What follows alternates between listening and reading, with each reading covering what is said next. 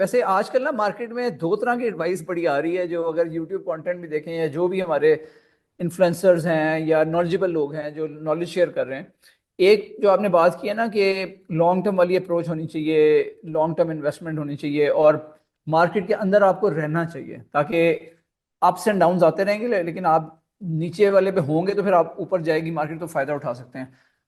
कुछ लोग ये कहते हैं जी कि आप तब पैसे इन्वेस्ट करें जब चीज जो है ना वो टेक ऑफ करने वाली हो और अपना एनालिसिस इतना स्ट्रांग कर लें, टेक्निकल एनालिसिस, कि आप उसको देख सकें, प्रिडिक्ट कर सकें।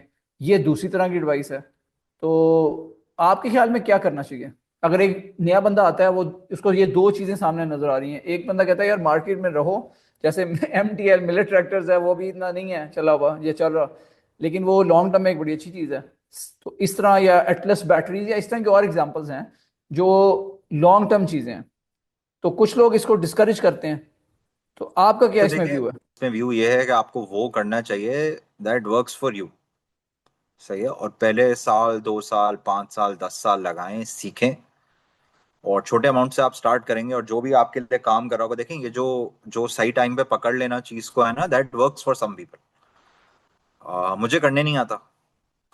तो मैं कोशिश करता हूँ कि मैं हर हर चीज पब्लिकली अवेलेबल है। बहुत सारी कंपनीज का पिछले, मतलब 2023 की अगर आप एनुअल रिपोर्ट देखें और आप स्टॉक प्राइस देखें और आप मार्केट कैप क्या हो गई देखते हैं, या आप अभी भी बहुत सारी कंपनीज ऐसी हैं जो आपको कंप्लीट नो ब्रेनर लगे। जैसे मैंने GCIL का जो एग्जांपल दिया, उस तरह की आपको अभी भी चीजें मिलेंगी।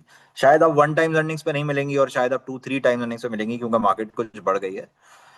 बट आपको बहुत दफा जो है ना वो, मतलब बहुत सिंपल लग रही होती हैं चीजें, और वो सारा आता है पढ़ने से, करने से। आप रिपोर्ट्स देख रहे होते हो, आप इंडस्ट्री में बात कर रहे होते हो। तो देखें, कोई भी तरीका गलत नहीं है। People should do what works for them. People should do what works for them. मैं ज़ाहिर है एक स्कूल ऑफ थॉट ही है ये कि भाई फंडामेंटल्स पे काम करूंगा, तो मैं फंडामेंटल्स पे काम करता हूँ। ऐसा नहीं होता कि मेरे पास चार्ट्स खुले हुए नहीं होते, चार्ट्स हर वक्त खुले होते हैं। सब जो है ना वो आहिस्ता आहिस्ता अपना कोई तरीका बना लेते हैं, और सबका तरीका थोड़ा सा अलग होता है। सबको अपना टेम्परामेंट भी देखना होता है। जैसे मैं बहुत पेशेंट इंसान हूँ, मैं 2 साल 3 साल कोई चीज खरीद के वेट कर सकता हूँ। अभी तक क्योंकि it has turn out well, तो मुझे अभी मजीद भी आज भी कोई ऐसी चीज करने में प्रॉब्लम नहीं है। या अगर कोई क्लाइंट मुझे समझ आ गया कि भाई this is a client who understands what's going on and he और she will sit in the stock for 2-3 years, तो फिर मैं रेकमेंड कर सकता हूँ वो चीज। तो सबको अपना पर्सनल इन्वेस्टिंग स्टाइल भी देखना होता है, अपनी पेशेंस भी देखनी होती है।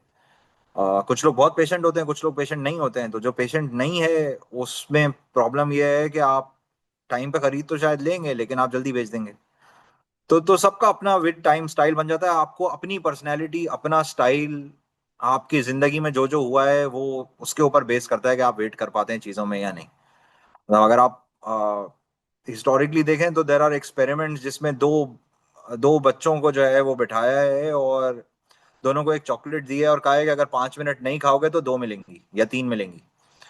और जिस बच्चे ने वो खा ली है वो has not done as well in life, and जिसने वो चॉकलेट नहीं खाई और 5 मिनट वेट किया और डिलेड ग्रेटिफिकेशन के लिए वेट किया, वो देव बिन मोर सक्सेसफुल इन लाइफ, क्योंकि फिर वो जिंदगी में दूसरी चीजें करते हुए भी ये कर रहे होते हैं।